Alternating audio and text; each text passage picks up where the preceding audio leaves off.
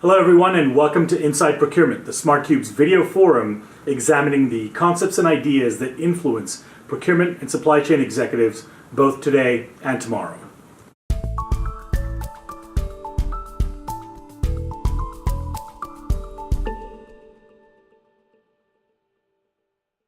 In this episode, we discuss the ever-present topic of protectionism across the globe and its far-reaching impact on industries in general and procurement and supply chain executives in particular.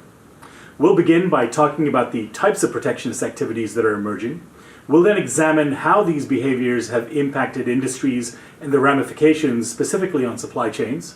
Finally, we'll look at how you can think about managing costs and protecting your organization from the potential impact of increasing protectionism. To start, let's understand what protectionism actually is. Protectionism is an economic policy or a set of policies that focuses on using restrictions such as quotas, tariffs, and other types of government regulations to ideally boost a country's industry and shield it from foreign competition. The stated idea being to level the economic playing field. Now, reasonable people can argue about the merits and demerits of these types of policies, but what we can argue about is the fact that countries across the globe have been increasingly adopting these types of policies in some shape or form in recent years. In fact, the biggest signal, what some might call the harbinger of Western protectionism, has been the United States, which imposed 3 rounds of tariffs on Chinese products recently, totaling $250 billion worth of goods. The duties range from 10% to 25% and cover a wide range of industrial and consumer items from handbags to railway equipment. The administration also threatened tariffs on another $267 billion worth of goods, impacting all Chinese imports. The US has also put tariffs on worldwide imports of goods like steel and washing machines, which further affects products from China. And after months of hostilities, of course, a breakthrough of sorts did come through in December 2018. Both countries agreed to halt new trade tariffs for 90 days to allow for more trade talks. These talks have yielded some progress, and a first March deadline for raising tariffs has been delayed. But regardless of what did or didn't happen, the move had material implications on several industries, ranging from machinery and electronics to agribusiness and chemicals to healthcare and automotive. One of the most affected industries was the automobile industry. China raised tariffs on US auto imports from 15% to 40%. As a result, car sales in China have fallen for the first time in years. At the same time, US automakers such as Tesla were also impacted by having to raise prices on cars for sale in the US. In December 2018, China decided to suspend additional 25% tariffs on US-made vehicles and auto parts for 3 months. And then, in March 2019 again, China's State Council announced that it would continue to suspend additional tariffs on US vehicles and auto parts after April 1, as a goodwill gesture following the US's decision to delay tariff hikes on Chinese imports. Tech and telecom, of course, is another industry that's been impacted by the trade tensions, with the issues impacting prominent players such as Huawei, as well as Apple. In fact, the impact will not only be in the US, but also in China, as Apple and other US tech companies doing business there possibly seeing lower sales as tensions escalate. Another sector is agricultural products, including grains, seeds, and fruit, which are among the top 3 US exports to China. In 2017, the US exported roughly $13 billion worth of these goods to the Chinese market.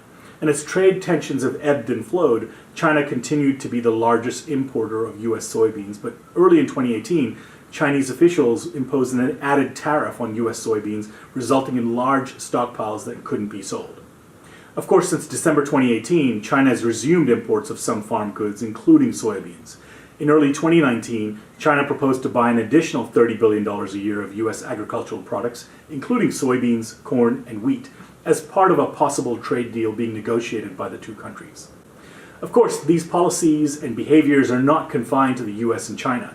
It's being seen in other parts of the world to different degrees, including with Brexit and the EU, for example.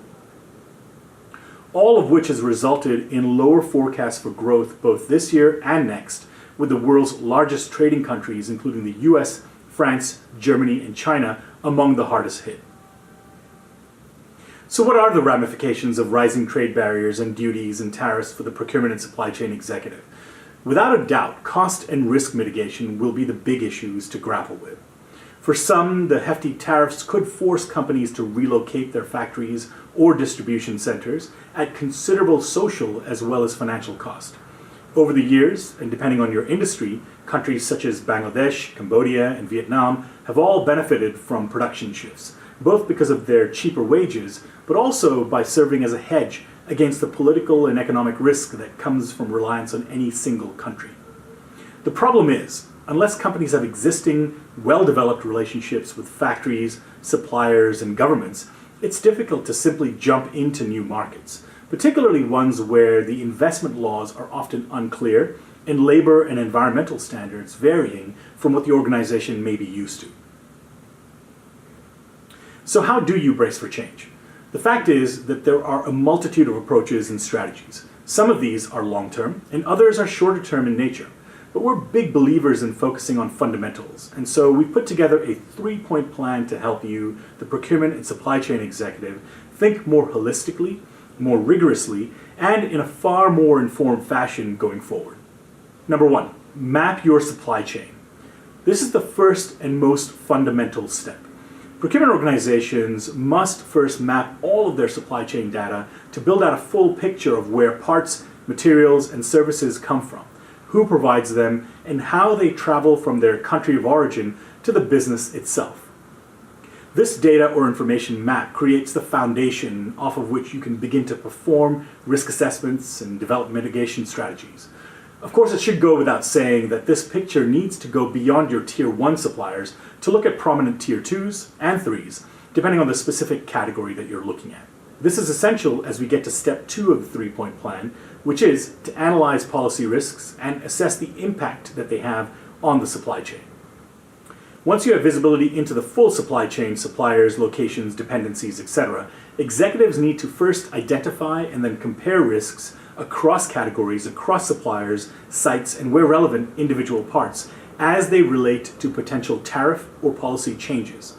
These impacts, of course, can be direct, where a product that the company procures has undergone a direct tariff hike, which of course directly increases the cost for the company, or they can be indirect, where a company is indirectly impacted if it procures a product or service from a supplier that is faced with the direct implications of a trade war.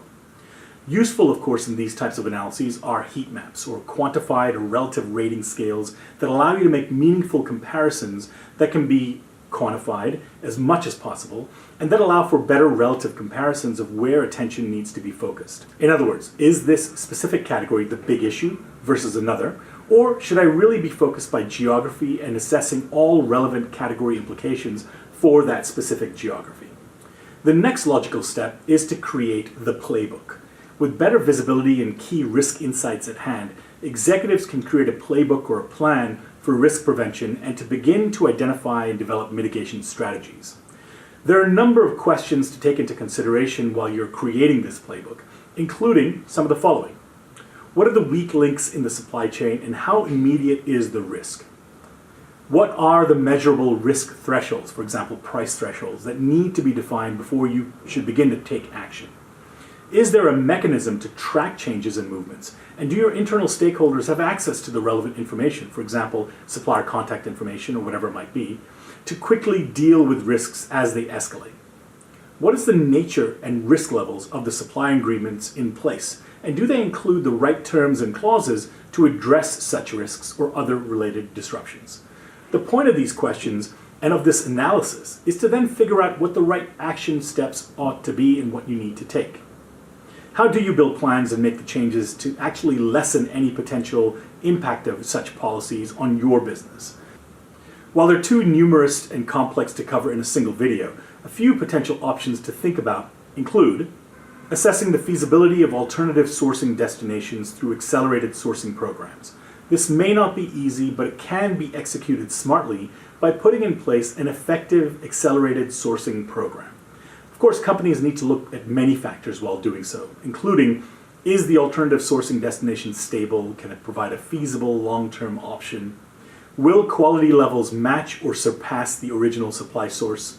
Will the change in source have any implications on your customers' buying behavior and their perceptions? Can innovation and product development potential be maintained by going to these destinations? is the cost of shifting sourcing destinations, including transfer of knowledge to suppliers, transportation costs, loss of current investments, labor and utility charges, and other investments that the company may have made in the country, will it be less than the tariff impact, and if so, by how much? Short of big shifts in sourcing strategies, especially if you don't see the trade moves as being permanent ones, another strategy you could look at is to prioritize and move forward the most essential purchases. This could mean stocking up on essential goods and commodities before prices actually increase. This, of course, isn't always possible. But where the economics make sense and the timing works, it could be the most tangible, most practical way to weather the storm. Another strategy to consider is to have procurement teams revisit their contracts to see whether they can hedge against price increases from suppliers if they can exit unfavorable contracts even with penalties, for example. And one final aspect to consider as part of the overall risk plan is to gauge customer impact. If you're unable to absorb or offset rising costs, you will be forced to pass on those costs to your customers in the form of price increases. Therefore, understanding what you can absorb versus what you cannot is absolutely imperative. Okay, that's our topic for this video. If you enjoyed this video, hit the like button. If you'd like to hear more from us, hit the subscribe button. And if you'd like to reach out, email us at info@thesmartcube.com. This was Inside Procurement.